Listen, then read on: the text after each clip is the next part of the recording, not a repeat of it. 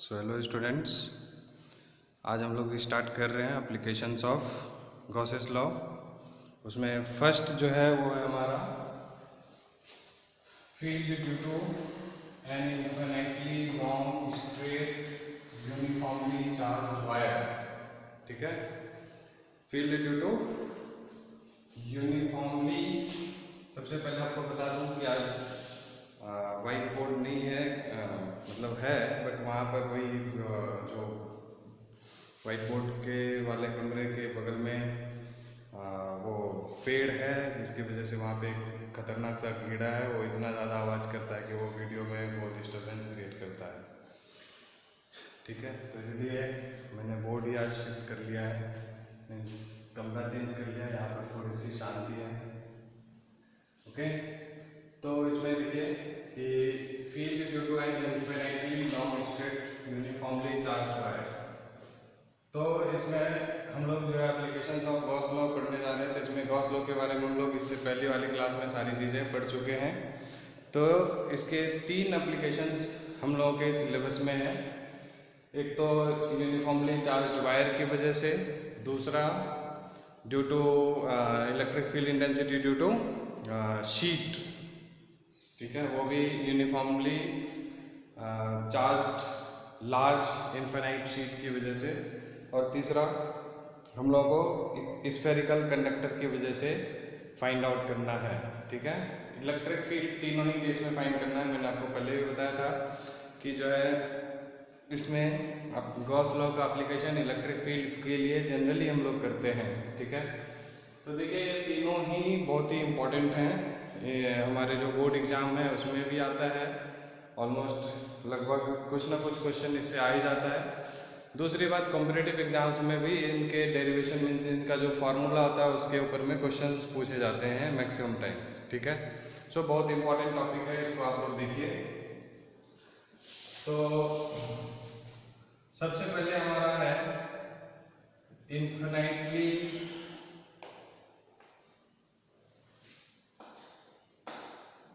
Long infinitely charged wire. ठीक है, एक वायर समझ लीजिए, बिल्कुल पतली सी वायर है। ठीक है, इस पे क्या है, एक चार्जेस रखे हुए हैं। हम लोग मतलब एजम्पशन करते हैं मैक्सिमम केसेस में सिंपलिसिटी के लिए क्या से चार्ज कर देते हैं हम लोग, पॉजिटिव चार्ज कर देते हैं। ठीक है, तो इसकी वजह से, और ये कैसा है, इन्फिनिटली लॉन्ग है, यानी इसका इन्फिनिट लॉन्ग का मतलब क्या होता है कि एक्चुअली में इन्फिनिट लॉन्ग को के वजह से हम लोग इलेक्ट्रिक फील्ड किसी पॉइंट पर फाइंड ऐसे जनरली कर ही नहीं सकते हैं। ठीक है, तो इन्फिनिटली लॉन्ग का मतलब क्या होता है, ठीक है, उसको समझते हैं पहले कि यहाँ से जिस पॉइंट पर हम लोगों को इलेक्ट्रिक फील्ड फाइंड आउट करना है, जैसे इस पॉइंट पर करना है, तो यहाँ से ये जो डिस्टेंस है ना, ये डिस्टेंस, उस डिस्टेंस के रिस्पेक्ट में इसकी लेंथ बहुत ही ज़्यादा होती है, इस वजह से इसको इन्फिनिटली लॉन्ग बोलते हैं। ठीक है, समझ आ रहा है। जैसे हम लोग पॉइंट चार्ज, पॉइंट मास के बारे में पढ़ते थे कि इसकी वजह से इसके लिए ये पॉइंट चार्ज है या पॉइंट मास है, उसी तरह से इसके लिए ये जो है वो इन्फिनिटली लॉन्ग वायर टाइप से हो जाएगा। समझ में आ रहा है। तो अगर आपको बोल रहा है इस वायर की वजह से इस पर्टिकुलर पॉइंट P पर इलेक्ट्रिक फील्ड फाइंड आउट करना है, तो क्या करेंगे हम लोग, तो कुछ आप लोग ये सोचेंगे कि इलेक्ट्रिक फील्ड का तो फॉर्मूला होता ही है, यहाँ पर अगर मान लीजिए प्लस क्यू चार्ज है, जो भी चार्ज होगा तो Q अपॉन 4πε0 r², ये डिस्टेंस अगर r है तो r² कर देंगे। और तो ये तो होता है एक चार्ज की वजह से, तो आप बोलेंगे कि जितने चार्ज है उसको काउंट कर लीजिए, उतने से उसमें सारे चार्जेस का सम कर लीजिए, क्योंकि डिस्टेंस सेम है। ठीक है, तो ऐसा हम लोग नहीं कर सकते हैं, क्योंकि हम लोग चार्ज सबको काउंट नहीं कर सकते यहाँ पर, क्योंकि ये जो चार्ज है वो कैसा है, कॉन्टिन्यूस चार्ज है। मैंने आपको पहले ही बताया था कॉन्टिन्यूस चार्ज को हम काउंट नहीं कर सकते हैं, तो इसलिए इसके ऊपर जो डिस्ट्रीब्यूशन ऑफ चार्ज है वो लीनियर चार्ज डिस्ट्रीब्यूशन है। और चार्ज पर यूनिट लेंथ, यानी कि यूनिट लेंथ मतलब 1 मीटर 1 सेंटीमीटर जो भी हम लोग एज्यूम करेंगे, तो चार्ज पर यूनिट लेंथ जो है वो है हमारा लैम्डा, एंड इसी को हम लोग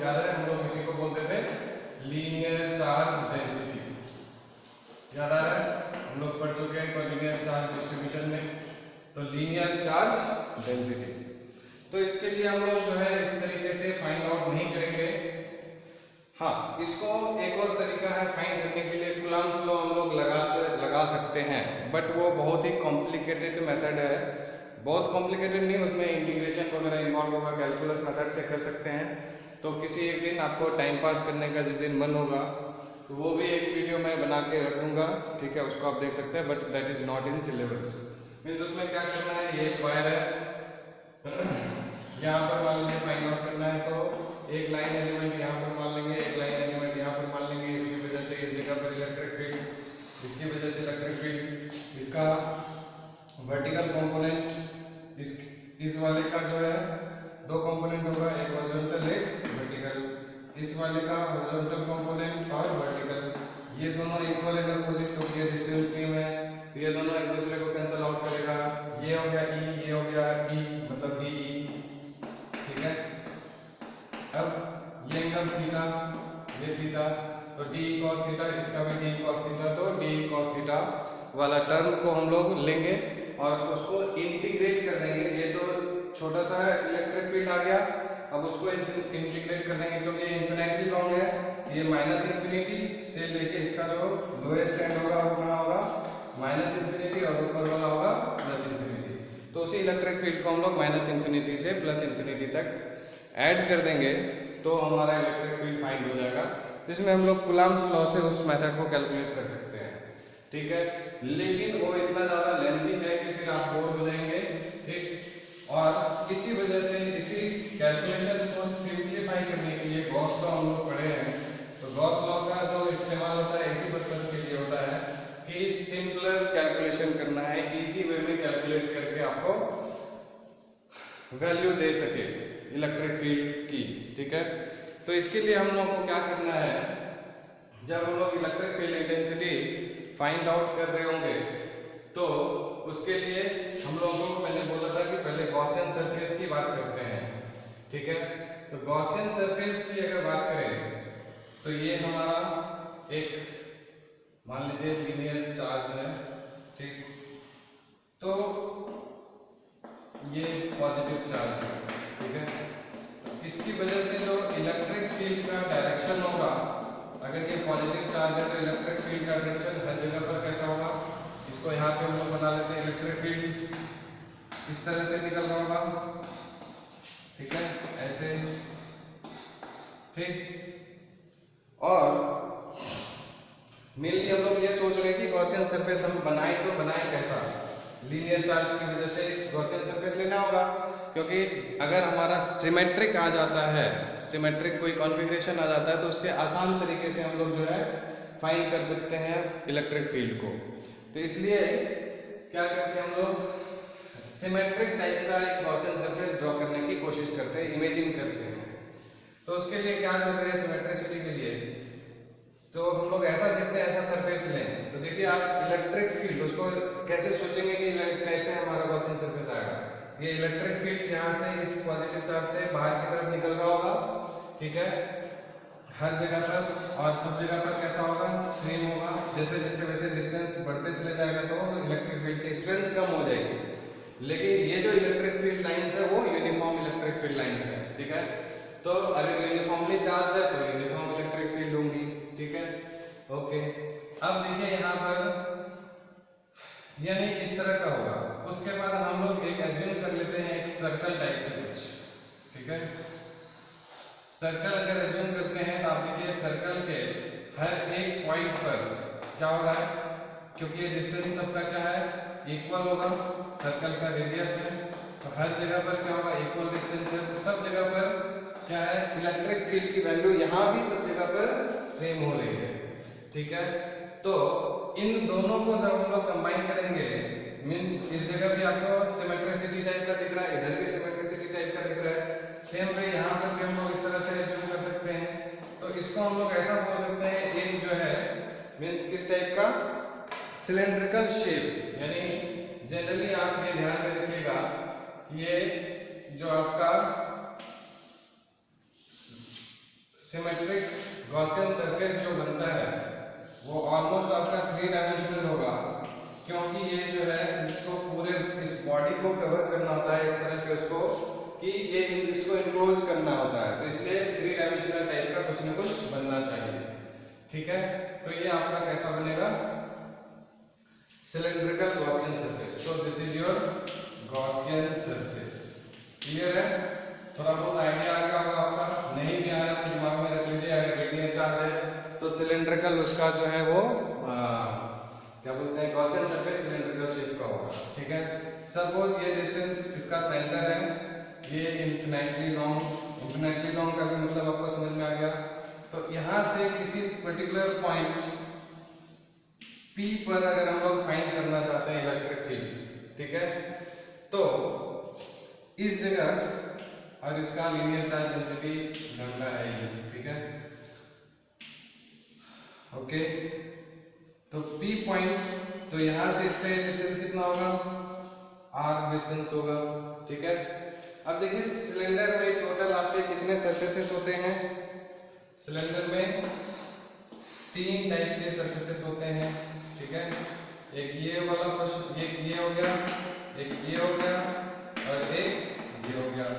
ठीक है, अब देखिए हर केस में इलेक्ट्रिक फील्ड, अच्छा यहाँ पर आप ये भी सोचिए कि आपने इलेक्ट्रिक फील्ड का जैसे ऐसे कभी सोचा कि ऐसा भी तो हो सकता है, बट इससे पहले जब आपको थोड़ा बहुत मैं उसके बारे में बता रहा था, इसकी वजह से कूलॉम्स लॉ के बारे में, तो आपने देखा था ना कि जो इसका वर्टिकल कंपोनेंट है एक दूसरे को कैंसिल आउट कर रहा है। इसका मतलब है कि वर्टिकल डायरेक्शन में कोई भी फील्ड नहीं होगा, वो जो भी होगा परपेंडिकुलर टू दी सरफेस होगा, अलोंग द लाइन चार्ज नहीं होगा, नहीं ऊपर की तरफ नहीं नीचे की तरफ। समझ रहे हैं, तो इसलिए ध्यान में रखिएगा कि ऐसा नहीं है।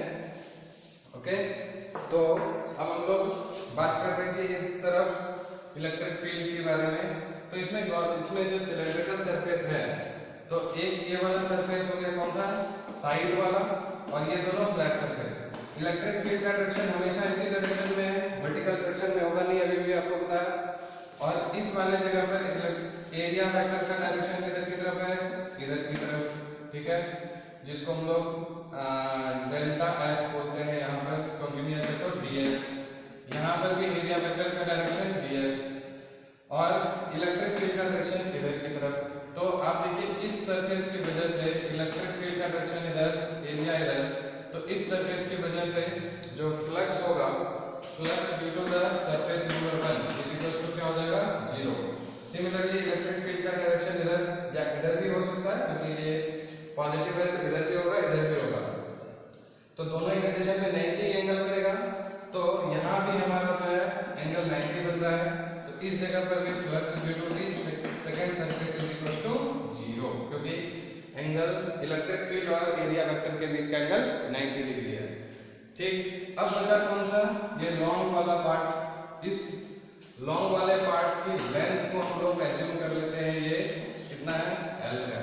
ठीक है, L लेंथ है। तो लॉन्ग वाला पार्ट जो है इसमें एरिया वेक्टर का डायरेक्शन किधर होगा, परपेंडिकुलर टू दी सरफेस। थोड़ा सा आपको दिखा भी देता हूँ, पहले भी शायद बता रखा है मैंने। जब हम लोग सिलेंड्रिकल सरफेस की बात करेंगे तो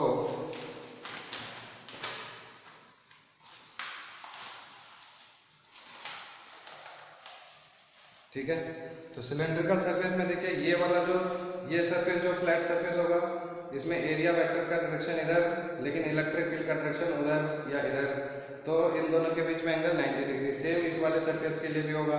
ठीक है, इलेक्ट्रिक फील्ड उस डायरेक्शन में और एरिया वेक्टर इस डायरेक्शन में। ठीक है, अब देखिए ऐसे है, एरिया वेक्टर का डायरेक्शन इधर या इधर और इलेक्ट्रिक फील्ड का भी डायरेक्शन इधर है ना, परपेंडिकुलर टू दी सरफेस है, परपेंडिकुलर टू दी सरफेस है। तो जिस डायरेक्शन में एरिया वेक्टर है उसी डायरेक्शन में इलेक्ट्रिक फील्ड है, तो इसी डायरेक्शन में एरिया वेक्टर भी होगा।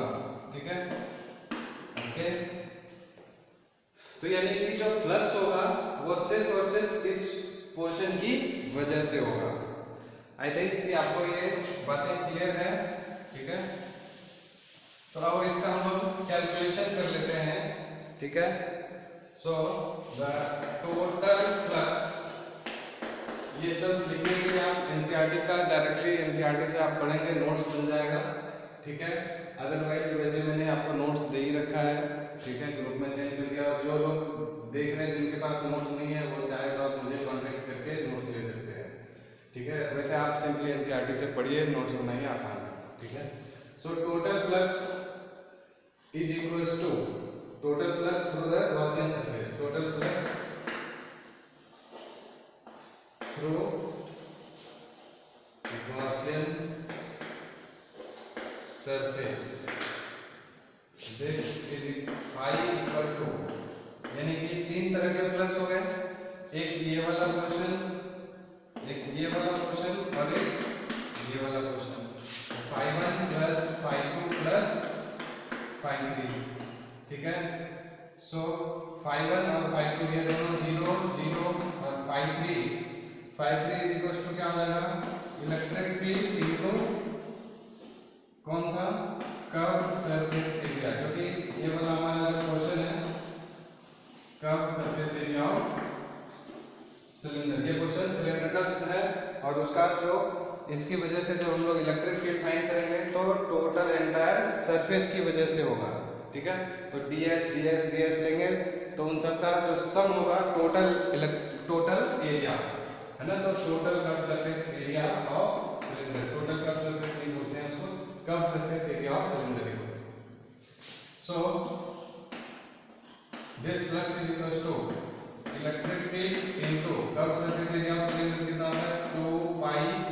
ये डिस्टेंस हम लोगों को पता है, ये जो डिस्टेंस है वो ये वाला r है ना, क्योंकि ये डिस्टेंस हम लोग ये P पॉइंट जो मान रहे हैं, मैंने गलती कर दी है, P पॉइंट जब भी हम लोग गॉसियन सरफेस लेते हैं, जिस जगह पर फाइंड करना होता है इलेक्ट्रिक फील्ड गॉसियन सरफेस में, वो पॉइंट आना जरूरी है, इसलिए ये जो डिस्टेंस है वो r डिस्टेंस है। ठीक है, P पॉइंट इससे बाहर नहीं होगा, P पॉइंट हमारा उस सरफेस को टच करता हुआ होना चाहिए। ठीक है, ये ध्यान में रखना।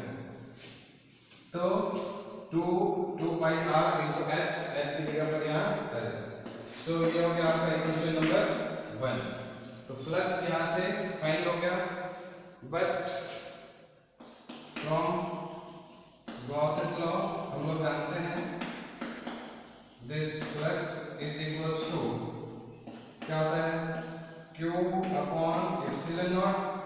ठीक है, अब Q तो हम लोगों को पता नहीं है, लेकिन हम लोगों को चार्ज पर यूनिट लेंथ पता है, तो यूनिट लेंथ का चार्ज कितना है लैम्डा, तो L लेंथ का चार्ज कितना हो जाएगा लैम्डा इनटू L। ऐसे भी हम लोग जानते हैं this lambda is equal to क्या होता है Q बाई L होता है, so Q is equal to कितना हो जाएगा lambda into L।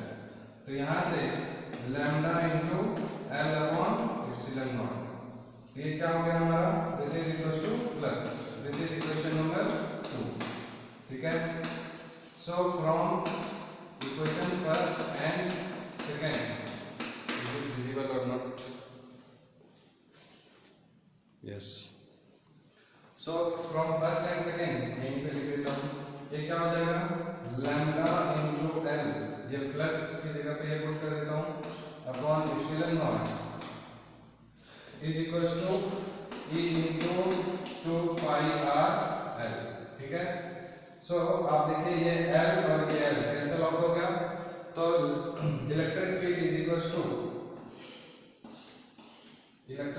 Equal to यहाँ से हमारा क्या आ गया लैम्डा अपॉन ये 2 पाई r इधर आ जाएगा, so lambda upon 2 pi r epsilon naught. ठीक है, so this is the required result of electric field due to an infinitely long straight uniformly charge wire. Uniform charge मतलब हर एक length पे सेम चार्ज है। ठीक है, अगर इसी को हम लोग वेक्टर फॉर्म में लिखना चाहते हैं, अगर वेक्टोरियली लिखना चाहेंगे तो electric field vector is equals to lambda upon 2 pi epsilon naught r, तो हो गया। अब डायरेक्शन किधर की तरफ होगा इलेक्ट्रिक फील्ड का, वो भी इसी डायरेक्शन में होगा, सो this is the r cap, तो इसको हम लोग क्या करेंगे इनटू में r कैप, यानी कि अराउंड रेडियली आउटवर्ड, इसको हम लोग क्या बोलेंगे रेडियली आउटवर्ड, हर जगह पे आउटवर्ड, इधर भी आउटवर्ड। अगर ये नेगेटिव चार्ज होता तो क्या होता, इलेक्ट्रिक फील्ड लाइंस ऐसे जा रही होती है ना, ऐसे जाती है हर जगह पे। ठीक, समझ आ रहा है? पॉजिटिव चार्ज है, तो इसलिए यहाँ से रेडियली आउटवर्ड, अगर नेगेटिव होता तो रेडियली इनवर्ड। तो आप देख रहे हैं कि ये जो इलेक्ट्रिक फील्ड है यूनिफॉर्मली चार्ज वायर की वजह से वो चार्ज पर लेंथ पर डिपेंड कर रहा है, और ये डिस्टेंस फ्रॉम द वायर पे भी डिपेंड कर रहा है, और एप्सिलॉन नॉट हमारा सबको पता है परमिटिविटी ऑफ फ्री स्पेस होता है। तो वैल्यूज वगैरह पुट कीजिए, आप यहाँ से फाइंड कर सकते हैं, ठीक है ना। तो आई थिंक कि आपको समझ में आ रहा होगा, ठीक। तो हम लोग अब सेकंड, इसके बाद दूसरा वाला इसका एप्लीकेशन पढ़ेंगे। तो इसके लिए यहाँ तक सुनने के लिए बहुत बहुत धन्यवाद आपका, थैंक यू।